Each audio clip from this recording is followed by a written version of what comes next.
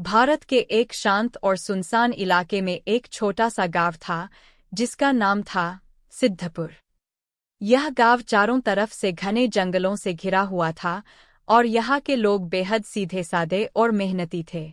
इस गांव की एक खास बात थी कि यहाँ हर रात एक अजीब सी घंटी बजती थी जिसका स्रोत आज तक कोई नहीं जान पाया था। गांव के बच्चे इस घंटी की आवाज से बेहद डरते थे और हर रात जब यह बजती वे अपने माता पिता के पास जाकर छुप जाते। गांव के बुजुर्ग कहते थे कि यह घंटी गांव की रक्षा करती है, लेकिन असलियत क्या थी यह कोई नहीं जानता था। एक दिन गांव के मुखिया रामप्रसाद ने तय किया कि वह इस रहस्यमयी घंटी की सच्चाई का पता लगाकर ही मानेगा। उसने गांव के सबसे बहादुर युवकों को इकट्ठा किया और जंगल की ओर चल पड़ा। रामप्रसाद और उसके साथी जब जंगल के गहरे हिस्से में पहुंचे तो उन्होंने देखा कि वहां एक पुराना और टूटा-फूटा मंदिर था।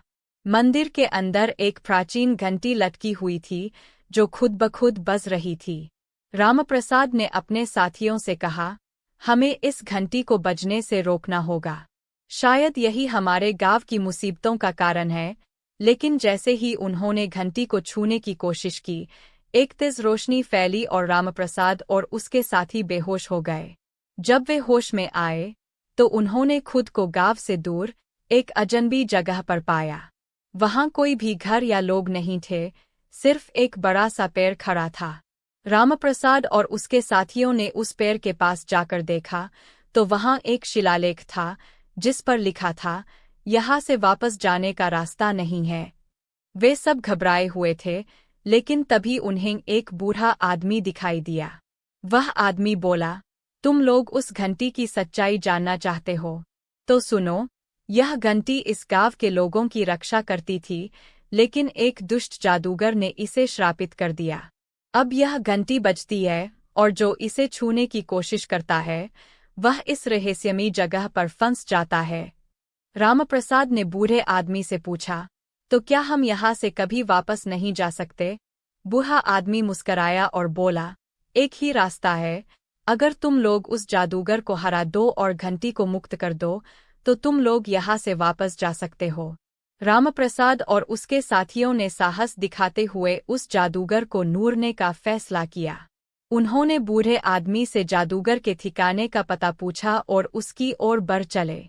रास्ते में उन्हें कई अजीब और खौफनाक जीवों का सामना करना पड़ा, लेकिन उन्होंने हार नहीं मानी और आखिरकार उस जादूगर के किले तक पहुंच गए। वहां एक भयंकर लड़ाई छिड़ गई। जादूगर ने अपनी सारी ताकत और जादू का इस्तेमाल किया, लेकिन रामप्रसाद और उसके साथियों ने अपनी साहस और एकता से उसे हरा दिया। जैसे ही जादूगर मरा, घंटी का श्राप टूट गया और वे सब वापस अपने गांव आ गए। गांव के लोग रामप्रसाद और उसके साथियों का स्वागत करते हुए बोले, तुम लोगों ने हमें एक बड़े संकट से बचा लिया। अब यह घंटी हमारे लिए सिर्फ एक साधारण घंटी है। रामप्रसाद मुस्कराया और बोला, यह सब हमारी एकता और साहस का परिणाम है। इस तरह सिद्धपुर गांव एक बार फिर शांत और खुशहाल हो गया। गांव के लोग अब हर रात उस घंटी की आवाज सुनकर डरते नहीं थे, बल्कि उसे अपने साहस और एकता की निशानी मानते थे।